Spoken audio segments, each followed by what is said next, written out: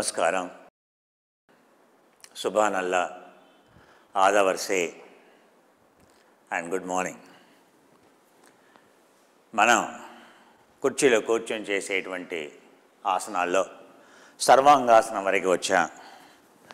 చక్కగా కుర్చీలో చేసేటువంటి ఆసనాల వల్ల కలిగేటువంటి ప్రయోజనాలు, ఆ కుర్చీలో ఎంత తేలిగ్గా ఆసనాలు చేయొచ్చు, పూర్తి స్వస్థతని ఎలా మనం పొందొచ్చు, ఆ తర్వాత అలా నెమ్మదిగా ఆ కుర్చీలో యోగాన్ని చేస్తూ ఏ విధంగా సంపూర్ణ ఆరోగ్యాన్ని మనం పొందొచ్చు, ఏ విధంగా మనం పూర్తిగా చక్కగా నేర్చుకుంటూ మన సర్వాంగాసనాన్ని ఎలా చేయాలో నేర్చుకున్నాం. సర్వాంగాసనంలో ఉండేటువంటి మూడో వేరియంట్ కూడా మనం నేర్చుకోవాలనేటువంటి ప్రయత్నం మనం చేయబోతున్నాం.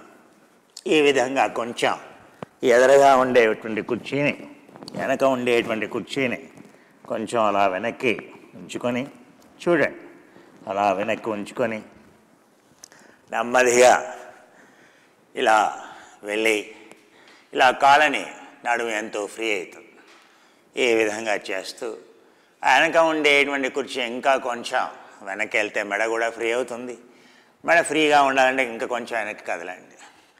ఈ విధంగా చేస్తూ నెమ్మదిగా అలా ముందుకు వెళ్ళి ఇలా పట్టుకొని నెమ్మదిగా మీ యొక్క కాళ్ళని ఏ విధంగా వెనక్కి తీసుకెళ్తూ నెమ్మదిగా ఇలా వెనక్కి తీసుకెళ్తూ నెమ్మదిగా ఇలా కాళ్ళని దగ్గరగా అనుకొని ఆనంద బాలాసనం అని అంటాం. ఇలా నెమ్మదిగా ఈ విధంగా కాళ్ళని ఇలా ఉంచి ఇలా పైకి లేపి నెమ్మదిగా వెనక్కి. ఇది కొంచెం మీకు కాన్ఫిడెన్స్ ఉంటే, మీకు కనుక చేయగలము అనేటువంటి కాన్ఫిడెన్స్ ఉంటే చక్కగా ఇలా చేస్తూ విపరీతకరణి ఆసనాన్ని ఇలా హలాసనాన్ని ఇలా చేస్తూ మళ్ళీ నెమ్మదిగా ఇలా ముందుకి ఆసనంలోకి వెళ్ళి చక్కగా వెనక ఉండేటువంటి కుర్చీలోకి నెమ్మదిగా వెనక్కి జరుగుతూ నెమ్మదిగా ఆసనాన్ని ఫ్రీ చేస్తూ కాళ్ళని నెమ్మదిగా ఫ్రీ చేస్తూ ఇలా నెమ్మదిగా కుర్చీని దగ్గరగా జరుపుకొని నెమ్మదిగా ఇలా వెనక్కి వెళ్తూ నెమ్మదిగా ఇలా వెనక్కి జరుగుతూ ఈ కుర్చీలో ఈ కాళ్ళని కిందికి నెమ్మదిగా వెనక్కి జరిగి కాళ్ళని ఫ్రీ చేస్తూ ఇలా కాళ్ళని ఫ్రీ చేస్తూ అలా ముందుకు వెళ్ళినప్పుడు నెమ్మదిగా తల మీదుగా చేసేటువంటి ఆసనాలు, కాళ్ళని తలపైన పెట్టుకునేటువంటి ఆసనాలు, అవి నెమ్మదిగా ముందు మనం కుర్చీని ఉపయోగించేలా చేయొచ్చు. ఇలా ముందుకు వెళ్ళి నెమ్మదిగా కాళ్ళని వెనక్కి ఆనంద బాలాసనం కానీ ఆ తర్వాత హలాసనం కానీ ఆ విధంగా చక్కగా చేసుకోవచ్చు. ఎంతో హాయిగా ఉంటుంది ఈ కాళ్ళు పూర్తిగా. ఎందుకంటే హ్యామ్స్ట్రింగ్స్ అనేవి పూర్తిగా టచ్ అవుతాయి కనుక మెడ హాయిగా ఫ్రీగా ఉంటుంది. ఇలా అని హాఫ్ అన్ అవర్ పనికిరాదు. 21 కౌంట్ వరకు ఉండొచ్చు. మెడని ఇలా ఫ్రీ చేసుకోవచ్చు. నెమ్మదిగా ఇలా చేసి నెమ్మదిగా ఈ కాళ్ళని ఇందులో నుంచి లోనికి పెట్టారంటే, నెమ్మదిగా ఈ కాళ్ళని ఇందులో నుంచి పెట్టారంటే మనం అంతకుముందు చేసినటువంటి ఆసనంలోకి వెళ్ళిపోతాం. ఇలా వెళ్ళిపోతాం. ఇలా చక్కగా ఫ్రీ చేసుకొని నెమ్మదిగా మోకాల్ని ఫ్రీ చేసుకొని నెమ్మదిగా పొట్టను తగ్గించేటువంటి ఆసనాన్ని చేస్తూ వెనుముకని పూర్తిగా సాగదీస్తూ నెమ్మదిగా కాళ్ళని ముందుకి చేతులని వెనక్కి మళ్ళీ పైకి నెమ్మదిగా ముందుకు జరిగి నెమ్మదిగా కుర్చీలో ముందుకు జరిగి ఎదురుగా ఉండే కుర్చీలో ముందుకు జరిగి మెడని ఫ్రీ చేసుకొని నెమ్మదిగా ఎదురుగా పైకి వెనక ఉండేటువంటి కుర్చీలోకి వెళ్ళి మళ్ళీ నెమ్మదిగా కాళ్ళని ఫ్రీ చేసుకొని ఇలా ముందుకు జరిపి కాళ్ళని నెమ్మదిగా ఇలా పైకి ఉంచి మనం కుర్చీని ఉపయోగించి ఎన్నో రకాలుగా పద్మాసనం చేయొచ్చు. పద్మాసనాన్ని ఇలా కుర్చీలో ఉంచి ఇలా కాళ్ళని ఇలా ఉంచి నెమ్మదిగా చూడండి ఈ పాదాన్ని ఇలా ఆనించి ఇలా కిందికని ఉంచి ఇలా కాళ్ళని ఉంచి చూడండి ఈ పాదాన్ని ఇలా ఉంచి చూశారు కదా, ఇది సిద్ధాసనం అని అంటాం. ఈ విధంగా ఉంచి పాదాన్ని చక్కగా ఇలా ఆనించి కావాలంటే ఈ మోకాల్ని ఇలా ఆనించి నడుముని ఇలా చక్కగా ఉంచి కాళ్ళని ఇలా పైకెత్తి చూడండి, ఇలా కాళ్ళని పైకెత్తి ఇలా దించి చూడండి నెమ్మదిగా. ఇప్పుడు ఈ కాలు పైకి మనం ఈ కాల్ని తీసుకురావాలి. ఈ కాల్ని ఎదురుగా ఉంచండి. ఈ కుర్చీని దగ్గరగా జరుపుకోండి, ఇలా చూడండి, ఇలా దగ్గరగా జరుపుకోండి. నెమ్మదిగా ఈ పాదాన్ని ఇలా పైకి లేపి ఇలా దగ్గరగా తీసుకురండి. ఇప్పుడు ఈ కుర్చీలో, ఎదురుగా ఉన్న కుర్చీలో ఇలా ఉంచండి. ఈ విధంగా మనం చూడండి పద్మాసనంలో హాయిగా చక్కగా కూర్చోవచ్చు. ఈ విధంగా మనం ఇంకో విధంగా ఎలా చేసాం, వెళ్ళకి ఇలా పడుకొని కాళ్ళని ముందుకు చాపి చేసే విధానం చేసాం. ఈరోజు ఎలా చేసాం, సో మనం ఈ విధంగా కుర్చీ నుంచి ఈ పాదాన్ని ఈ కుర్చీలోకి నెట్టి ఇలా నెట్టేసి, ఇప్పుడు ఈ పాదాన్ని మనం ఇలా ఉంచి, కావాలంటే ఈ పాదాన్ని ఇలా ముందుకు నెట్టేసి మళ్ళీ ఈ కాళ్ళని ఫ్రీ చేసి ఈ విధంగా మనం కూర్చొని తేలిగ్గా చేయొచ్చు. ఇక్కడ ఇంకో పాదం పైకి తేలిగ్గా వస్తుంది. ఎందుకనంటే మన కాలు ఇక్కడ మన ఆసనం అనేది పైకి ఉంది కనుక. సో ఈ విధంగా కాల్ని మనం ఆనించి ఈ పాదాన్ని ఇలా దగ్గరగా ఉంచి, సో ఈ పాదాన్ని నెమ్మదిగా ఇలా పైకి లేపి, సో నెమ్మదిగా ఇలా ఉంచి నెమ్మదిగా ఈ పాదాన్ని చూడండి, ఇలా ఈ పాదాన్ని ఈ మోకాల్ని కిందకి నెట్టి చూడండి, ఈ మోకాల్ని కిందకి నెట్టి ఈ పాదాన్ని ఇలా తీసుకొచ్చామనుకోండి, చూడండి ఇలా కిందకి చేస్తే చాలా తేలిగ్గా ఉంటుంది. సో ఈ పాదం రావడం కష్టం, అందుకని ఈ మోకాల్ని కిందకి ఇలా నెట్టి ఈ పాదాన్ని ఇలా తీసుకువస్తే పద్మాసనం ఎంతో తేలిగ్గా ఉంటుంది. ఇలా మన యుక్తిని నైపుణ్యాన్ని చక్కగా ఉపయోగించి ఎలాంటి కష్టం లేకుండా, మోకాలు దెబ్బతినకుండా, మన హెర్నియా రాకుండా ఇలా మన పద్మాసనాన్ని కుర్చీలో తేలిగ్గా సాధన చేయవచ్చు. ఇలా కాళ్ళని ఫ్రీ చేసుకొని నెమ్మదిగా ఇలా మోకాళ్ళని ఫ్రీ చేసుకొని ఎన్నో విధాలుగా ఈ విధంగా మనం చక్కగా చేస్తూ మన కాళ్ళని ఇలా ఫ్రీ చేస్తూ నెమ్మదిగా ఈ కాళ్ళని ఇలా ఉంచి ఈ కాళ్ళని ఇలా ఫ్రీ చేస్తూ చక్కగా నెమ్మదిగా కిందకు ఉంచి ఈ కుర్చీని ఇలా ఉంచి ఈ కుర్చీని చక్కగా నెమ్మదిగా ఇలా ఉంచి చక్కగా ఇలా ఉంచి కాళ్ళని ఇలా ఫ్రీ చేస్తూ 1 2 3 4 మీ కుర్చీ బలంగా ఉండాలి, కానీ ఇలా ఎన్నో చేయొచ్చు. ఇలా వెనక్కి ముందుకి అనుకున్నాం, అలాగే ఈ ఎడమ కాళ్ళని ముందుకి వెనక్కి ప్రిపరేషన్ అని అనుకున్నాం, తేలిగ్గాను ఇలాంటివన్నీ కూడా కుర్చీలో చాలా తేలిగ్గా చేస్తూ మళ్ళీ ఇలా చేస్తూ భుజంలో ఉండేటువంటి కండరాల్ని బలంగా వేయటం కోసం నెమ్మదిగా ఇలా గాల్లో సైక్లింగ్ చేస్తూ చక్కగా భుజాన్ని మళ్ళీ ఫ్రీ చేసుకుంటూ నెమ్మదిగా ఇలా కాళ్ళని ఫ్రీ చేస్తూ ఇలా మీరు కుర్చీలో మీ శరీరం తేలిగ్గా అవుతున్న కొద్దీ ఈ కుర్చీ బలంగా ఉంటే మీరు అలా ఎన్నో ఆసనాల్ని చక్కగా చేయొచ్చు. చాలామందికి ఈ పొత్తి కడుపులో చాలా సమస్యలు ఉంటాయి. దాన్ని ఇలా కాళ్ళని ఇలా ఉంచి కాళ్ళని చక్కగా ఇలా ఉంచి ఈ ఆసన బ్యాలెన్సింగ్ పోస్చర్ చక్కగా ఇలా కుర్చీలో కాలు ఉంచుకొని ఇలా నెమ్మదిగా పైకి ఇలా ఫ్రీ చేస్తే ఎంతో హాయిగా నడుముకి ఎంతో హాయిగా ఉంటుంది. ముఖ్యంగా మీకు మెన్స్ట్రస్ సైకిల్లో ఋతుక్రమంలో కానీ అటువంటిప్పుడు ఇక్కడ చాలా క్రాంప్స్ వస్తాయి. ఆ క్రాంప్స్ పోవాలి అంటే ఇలా నిల్చొని ఇలా ఈ ఆసనం వేశారనుకోండి ఎంతో హాయిగా ఉంటుంది. ఈ ఆసనం అనేది ఎంతో హాయినిచ్చేటువంటిది. ఏ విధంగా మోకాళ్ళని కిందకి ఉంచి ఏ విధంగా పైకి కిందకి చేసేటువంటిది. ఇలా మోకాళ్ళని ఇలా నుంచి పాదాన్ని ఇలా నుంచి చక్కగా నిదానంగా ఉంచి చేసేటువంటిది. మీ హైట్ తక్కువగా ఉంటే మీరు తక్కువ హైట్ ఉన్న కుర్చీ కానీ లేదా ఒక పీట వేసుకోవాలి కింద, మీ పాదం కింద ఒక పీట. ఇంత ఎత్తుగా ఉండేటువంటి పీట వేసుకున్నారంటే అప్పుడు మీకు ఆసనం వేయడం అనేది చాలా తేలిగ్గా ఉంటుంది. అప్పుడు మీ యొక్క పొడవు అనే సమస్య, హైట్ అనేటువంటి సమస్య మీకు సమస్యగా మారుతుంది.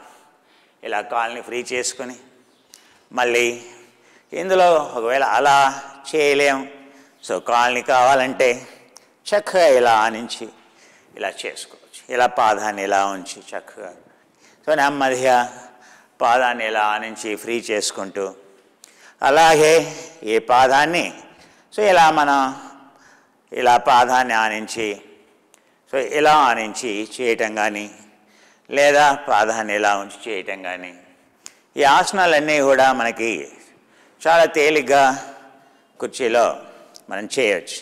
ఇలా కాళ్ళని ఆనించి పాదాన్ని ఇలా పట్టుకొని ఇలా ఆనించి చేయటము, లేదా ఇలా ఉంచి చూడండి పాదాన్ని ఇలా ఆనించటము, లేదా చూడండి ఇలా పాదాన్ని ఉంచి మోకాల్ని ఇలా ఆవలికి ఉంచి, చూశారు కదా, ఇలా మోకాల్ని ఇలా చక్కగా ఆవలికి. ఇవన్నీ కూడా నిల్చొని చేయడం కష్టం, కానీ కుర్చీలో చూసారా ఈ పాదాన్ని ఇలా ఉంచి మోకాల్ని ఇలా బయటికి ఉంటే ఈ ఏరియా అనేది, ఈ యొక్క నడుము అనేది ఫ్రీ అవుతుంది. ఆ వదులుగా వేయడానికి కుర్చీలో చేసేటువంటి ఆసనాలు ఎంతో పనికి వస్తాయి.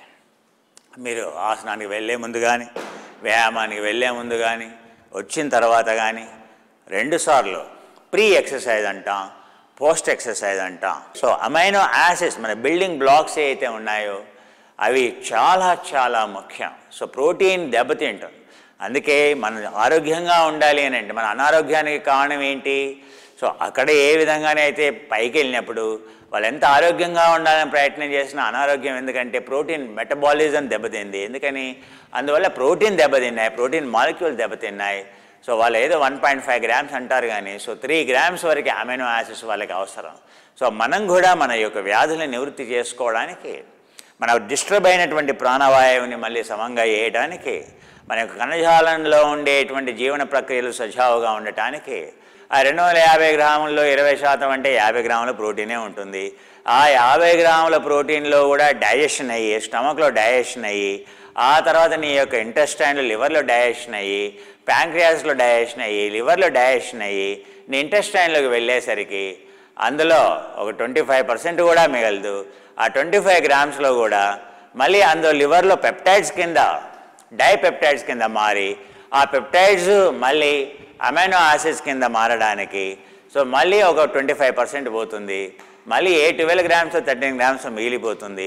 ఆ 12-13 గ్రామ్స్ నీ శరీరానికి కావాల్సిందేమో, నీ వ్యాధి ఉన్నప్పుడు 3 గ్రాములు అవసరం, ఎలాంటి వ్యాధి లేనప్పుడు కనీసం 1.5 గ్రామ్ to 1.5 గ్రామ్స్ మినిమం అవసరం. సో ఏదో 0.87 1 గ్రామ్ అంటాం కానీ సరిపోదు. సో నిజంగా కూడా సో 2 గ్రామ్స్ అవసరం అనుకోండి. అంటే నువ్వు 60 కిలోలు ఉన్నావు, నువ్వు 120 గ్రాములు కావాలి. కానీ దొరికింది ఎంతనయ్యా? 1/4 కిలో మాంసం తింటే దొరికింది ఎంత అంటే 10 గ్రాములు కూడా దొరకలేదు. అందుకే నీ శరీరం ఏం చేస్తుంది? శరీరాన్ని మెటబాలిజాన్ని కట్ చేస్తుంది. ఎందుకంటే సో మనకి రేషన్ ఉంది, సో ఆహారం దినుసులు లేవు. గవర్నమెంట్ ఏం చేస్తుంది? అన్ని నిత్యావసర వస్తువులన్నింటినీ కట్ చేస్తుంది, రేషన్ విధిస్తుంది. ఇగో నీకు 3 కిలో, నీకు ఇగో ఇంత కిరోసినే ఇస్తాను, నీకు లీటర్ కిరోసినే ఇస్తాను, ఆ తర్వాత నీకు ఇంత పప్పే ఇస్తాను, ఆ తర్వాత ఇన్ని బియ్యమే ఇస్తాను. ఆ విధంగా విధించాల్సి వస్తుంది ప్రతి ఒక్కరికి కోట. ఎందుకని? ధాన్యం ఎప్పుడైతే సమృద్ధిగా ఉండవో, ఎప్పుడైతే నిత్యావసర పరిస్థితులు, అలాగే నీ కణజాలం కూడా. సో ఎప్పుడైతే ఉన్న ఆహారం, ఎప్పుడైతే ప్రోటీన్ ఎప్పుడైతే లిమిటెడ్గా ఇస్తామో అప్పుడు నీ శరీరం కూడా దాన్ని సో మొత్తం ఉన్న కణాలన్నింటికీ కొంచెం కొంచెం పంచుతుంది. అందువల్ల ఏ కణము కూడా పూర్తిగా ఆరోగ్యం ఉండదు. అందువల్ల దాని యొక్క మెటబాలిజం అనేది తగ్గుతుంది. అందుకే నువ్వు తినేటువంటి ఆహారంలో పోషక పదార్థాలు అది కూడా డైజెషన్ అయిన తర్వాత ఎంత లభ్యంలో ఉన్నాయనేటువంటి విషయమే నీకు అర్థం అవుతే నువ్వు ఉదయం నుంచి సాయంత్రం వరకు ఎంతో శక్తివంతంగా ఉంటావు. నువ్వు శక్తి లేదు ఎందుకు? సో నీ కణజాలానికి కావాల్సినటువంటి ఆహారం నువ్వు ఇవ్వట్లేదు, అవునా? సో అందుకని ఇప్పుడు నీ ఇంటికి నాపరాళ్ళు తీసుకొచ్చి దాని సిమెంట్ తయారు చేసుకోమని అంటే, సిమెంట్ తయారు చేసుకుని ఇల్లు కట్టుకోమనంటే అది నీ వల్ల అవుతుందా? కాదు. సో సిమెంట్ ఫ్యాక్టరీలో ఆ నాపరాళ్ళని సో వాళ్ళు ఏం చేస్తారు? సిమెంట్గా మార్చి ఆ రసాయన ప్రక్రియలన్నింటినీ చేసి ఆ సిమెంట్గా మార్చి ఆ సిమెంట్ని నువ్వు తెచ్చుకుంటే నువ్వు ఇల్లు కట్టుకోగలవు. అంతేగాని నాపరాళ్ళతో నువ్వు ఇల్లు కట్టుకుంటే సిమెంట్ లాగా ఉంటుందా? ఉండదు. అలాగే నీ కణజాలానికి కావాల్సినటువంటి సిమెంట్ ఏదైతే ఉంటుందో అవి అమైనో యాసిడ్స్ అని అంటాం. ఆ అమైనో యాసిడ్స్ అనేవి నువ్వు ఫినిష్డ్ ఫామ్లో ఇస్తే వెంటనే ఎనర్జీ వస్తుంది, నీ ఇల్లు గట్టిగా ఉంటుంది. అంతేగాని నేను మాంసం తింటాను, పప్పు తింటాను, నువ్వు కిలో పప్పు తిన్నా కూడా అందులో ఎంత ఉందో 7% కూడా లేదు, అవునా? 7% అంటే ఏంటి? 70 గ్రాములు కూడా లేదు.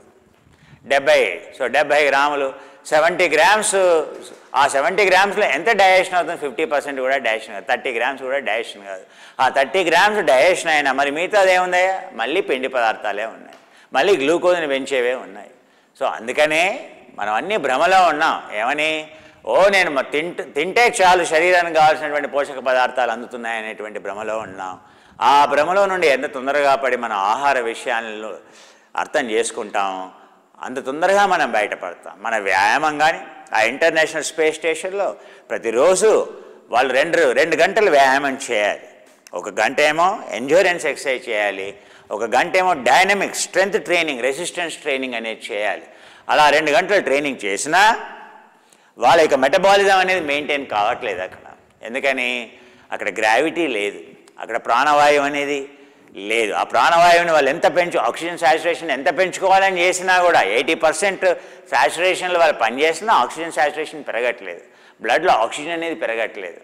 సో బ్లడ్లో హిమోగ్లోబిన్ అనేది పెరగట్లేదు, తరుగుతుంది. సో అందుకే మనం చేసేటువంటి వ్యాయామం చాలా ముఖ్యం. ప్రాణాన్ని నింపడానికి వ్యాయామం చేస్తున్నాం. సో మనం చేసేటువంటి ఆ ఇంటర్నేషనల్ స్పేస్ స్టేషన్లో ఏ అయితే వ్యాయామాలు చేస్తారో, సో వ్యోమగాములు ఏ అయితే ఎక్సర్సైజ్ చేస్తారో, ఎలా అయితే సర్వైవ్ అవుతారో, మనం ఆరోగ్యంగా అవ్వడానికి అవన్నీ మనకు పనికి వస్తాయి.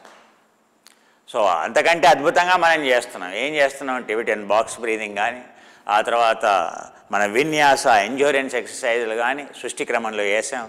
ఆ రక్షణ క్రమంలో వేసేటువంటి ఆసనాలు ఏవైతే ఉన్నాయో దానివల్ల స్ట్రెంగ్త్ ట్రైనింగ్ అని అంటాం, డైనమిక్ రెసిస్టెన్స్ ట్రైనింగ్ అని అంటాం.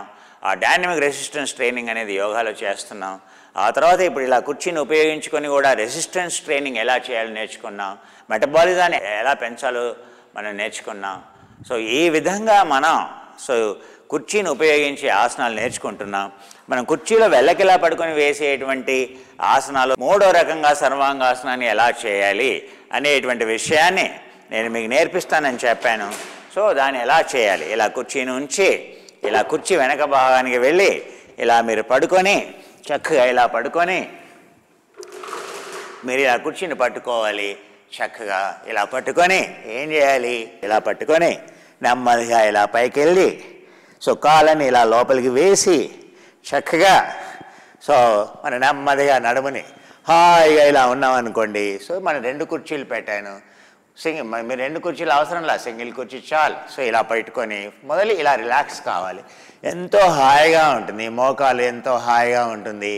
ఈ విధంగా చూడండి, కావాలంటే ఇలా పెట్టుకోండి. ఇది మొదలు రిలాక్స్ కండి. మీ నడుముని ఇలా ప్రిపేర్ చేయాలి. మీ వెన్నెముకని ఇలా ప్రిపేర్ చేసి నెమ్మదిగా కాళ్ళని ఇలా పైకి ఉంచండి. ఇలా మోకాల్ని ఎడంగా ఉంచండి. ఇలా మోకాల్ని అలా ఎడంగా ఉంచాలి. ఇలా ఉంచి చక్కగా చూడండి, ఇలా దగ్గరగా జరుపుకోండి. నెమ్మదిగా మీ ఆసనాన్ని ఈ కుర్చీకి నెట్టుతూ చూడండి. హాయిగా కాళ్ళని ఇలా మరల్చి ఎంత హాయిగా ఉంచు. అయిపోయిందండి, సర్వాంగాసనం వచ్చేసింది కదా. చక్కగా అవునా, మీ వెన్నెముక వచ్చేసింది. ఇంకా దగ్గరగా వెళ్ళండి, ఇంకా దగ్గరగా వెళ్ళండి, ఇంకా దగ్గరగా వెళ్ళండి. కావాలని ఇలా పట్టుకొని ఇంకా దగ్గరగా ఇలా వెళ్ళొచ్చు. ఇంకా చూడండి, ఇలా దగ్గరగా వెళ్ళొచ్చు, ఇలా దగ్గరగా వెళ్ళొచ్చు. చూసారుగా, ఇలా వెళ్ళొచ్చు. ఇలా నెమ్మది కాళ్ళని ఎత్తాం, ఏకపదం అంటాం. చూడండి, ఇలా కాళ్ళని వెనక్కి కూడా ఆనించుకోవచ్చు. మళ్ళీ ఇలా ఉంది. కావాలంటే కుర్చీని వెనక్కి జరుపుకొని కాళ్ళని వెనక్కి ఆనించుకోవచ్చు. మళ్ళీ ఇలా ముందుకు రావచ్చు. చూసారు కదా. మళ్ళీ ఇలా దగ్గరగా వెళ్ళి మళ్ళీ కాళ్ళని ఇలా ఉంచి ఫ్రీ చేస్తూ అవునా. పైకి లేపి శుభ్రంగాను హాయిగా నడుము ఇలా పైకి లేపి చక్కగా అలా ఉంచుతూ మళ్ళీ చక్కగా ఇలా ఉంచి మెడని ఇలా ఫ్రీ చేస్తూ, మెడని ఇలా ఫ్రీ చేస్తూ, కాళ్ళని ఫ్రీ చేస్తూ ఈ కాళ్ళని ఇలా పైకెత్తి మళ్ళీ ఈ కాళ్ళని ఇలా పైకెత్తి చక్కగా ఇలా పైకెత్తి నెమ్మదిగా ఇలా పైకెత్తి ఈ విధంగా మీరు ఏ ఆసనాన్నైనా పద్మాసనం చేయాలంటే ఇలా చక్కగా చేయొచ్చు.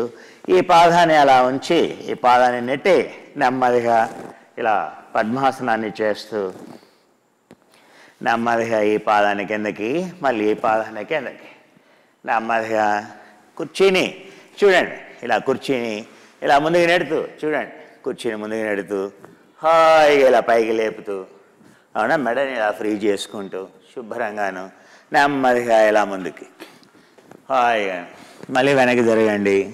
నెమ్మదిగా వెనక్కి రండి. నెమ్మదిగా కుర్చీని ఇలా పైకి అలా లేపండి. నెమ్మదిగా ఇలా కాళ్ళని ఫ్రీ చేస్తూ మీ యొక్క వీపుని ఇలా ఫ్రీ చేస్తూ, అలాగే మనం ఒక కుర్చీని ఇలా వెనక్కి ఉంచి, ఒకే కుర్చీలో మీరు చేయండి, 2 కుర్చీలు అవసరం లేదు. మనం ఈ కుర్చీని ఇలా ఉంచి, ఈ కుర్చీని ఉపయోగించి చేసేటువంటి ఆసనాల్లో ఇంకొక ఆసనం ఏంటంటే హలాసనం మనం చేసాం. ఇవాళ కుర్చీలో కూర్చొని ఎలా చేసాం, కింద పడుకొని వెనక్కి ఇలా పడుకొని హలాసనాన్ని ఎలా చేయొచ్చో సో మనం చూద్దాం.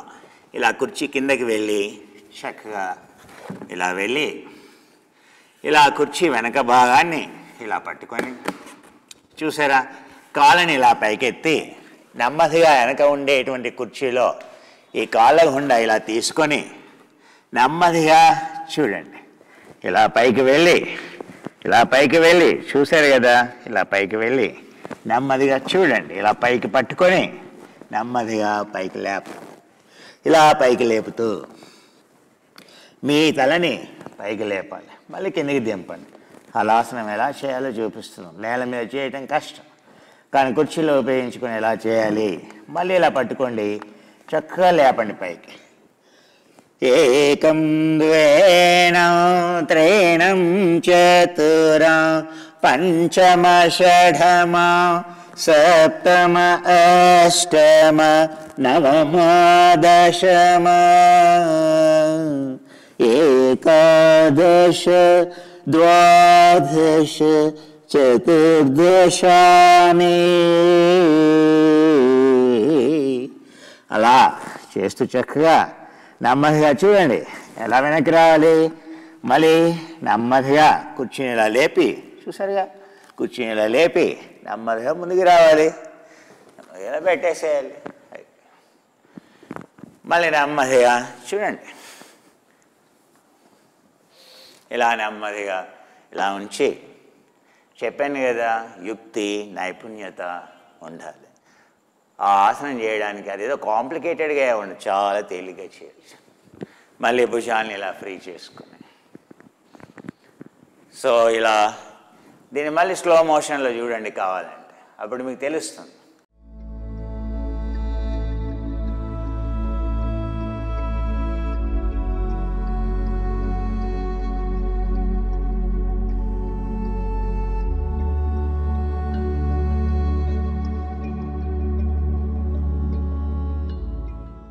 అవునా? సో ఆ విధంగా అంత తేలిగ్గా చేసుకునేటువంటి ఆసనం కుర్చీని ఉపయోగించుకొని ఏ విధంగా చేయొచ్చు. కుర్చీని ఇలా ఉంచి నెమ్మదిగా కుర్చీని ఇలా ఉంచి, అవునా, సో కుర్చీని చక్కగా ఇలా ఉంచి, కుర్చీని నెమ్మదిగా ఇలా ఉంచి హాయిగా, అవునా, కుర్చీలో నెమ్మదిగా చక్కగా ఇలా ఒరిగి కూర్చోవచ్చు. మీ ఇంట్లో కుర్చీని ఎన్ని విధాలుగా ఉపయోగించుకోవచ్చు. మీరు కని వినేటువంటి విధంగా చక్కగా ఉపయోగించుకోవచ్చు. దీనివల్ల నడుము ఇది గట్టిగా ఉంటుంది కనుక సో మీ వీపు సరి అవుతుంది, కండరాలు బలంగా అవుతాయి చక్కగాను. సో మెడకి బ్లడ్ సర్క్యులేషన్ పెరుగుతుంది. నెమ్మదిగా కాళ్ళని ఫ్రీగా ఉంచుకోవచ్చు. ఇలా హాయిగా పట్టుకొని సో మీరు కుర్చీని ఇన్ని విధాలుగా చక్కగా రిలాక్స్ కావచ్చు. నెమ్మదిగా అలా ముందుకు వెళ్ళి మళ్ళీ నెమ్మదిగా ఆ కుర్చీని ఇలా ముందుకి ఉంచి భుజాల్ని మళ్ళీ ముందుకి వెనక్కి నెమ్మదిగా ఆ కుర్చీని నెమ్మదిగా ఇలా పైకి ఉంచి నెమ్మదిగా ఫ్రీ చేస్తూ ఏ విధంగా కుర్చీని ఎలా ఉపయోగించుకోవాలి, కుర్చీలో ఏ విధంగా హలాసనం చేయాలి, కింద నుండి ఎలా చేయాలి, ఏ విధంగా సర్వాంగాసనం 3 విధాలుగా మనం కుర్చీని ఉపయోగించి ఎంత తేలిగ్గా చేయొచ్చు అనేటువంటి విషయాలన్నీ కూడా మనం నేర్చుకున్నాం. సో కుర్చీలో చేసేటువంటి యోగా అయితే ఉందో ఒక అద్భుతమైనటువంటి యోగా అని, రీజనరేటివ్ యోగా అని అంటాం. ఆ తర్వాత రీస్ట్రక్చరింగ్ యోగా అని అంటాం. సో రీజనరేటివ్ రీస్ట్రక్చరింగ్ యోగా ఏదైతే ఉందో అది కేవలం కుర్చీలో మాత్రమే సాధ్యం. సో అందుకే yoga by compensation. So yoga అనేది ఈ కుర్చీ అనేది ఔషధంగా పనిచేస్తుంది మన యొక్క సమస్యల్ని మనం నివృత్తి చేసుకోవడం కోసం. ఆ విధంగా మనం కుర్చీని ఉపయోగించుకొని చక్కగా ఈ విధంగా మెడని లోపలికి ఉంచి నెమ్మదిగా మెడని ఫ్రీ చేస్తూ నెమ్మదిగా చక్కగా నెమ్మదిగా ఇలా పట్టుకొని నెమ్మదిగా ముందుకు ఉంచి నెమ్మదిగా చేతుల్ని ఇలా నొక్కి మళ్ళీ కాళ్ళని ఇలా ఫ్రీ చేసుకుంటూ చెప్పాను కదా, ఇంట్లో సోఫా అనేది కిందికి ఉంటుంది, మోకాళ్ళ నొప్పి వస్తుంది. సోఫా వాడితే మోకాళ్ళ నొప్పులు వస్తాయి, అదే కుర్చీ వాడితే మోకాళ్ళ నొప్పులు పోతాయి. ఎందుకని? కుర్చీ హైట్ సోఫా హైట్ కంటే ఎక్కువ ఉంటుంది. This is the latest protein people have been waiting. The very good taste and very good, so smooth it is. That's why it took so much gap. Previous protein addition to now the protein addition of the oligoprotein. Now further we have gone down to 1K Dalton. Previous version is 2K Dalton oligopeptide. This is 1000 Daltons. It is much lighter compared to the previous version. You can see that. And when you use it, you will instantly feel lightness in your body, energetic in the body. The amount of lightness you experience is, so it's so clearly visible to you. Understand? So this is the latest oligoprotein, 27 peptide. Today or tomorrow will come. This is a Nidramrutam. I think it will be made available. It is right now, the stock is out, I think so. It will be made available. So in 2-3 days it will be made available, some quantity.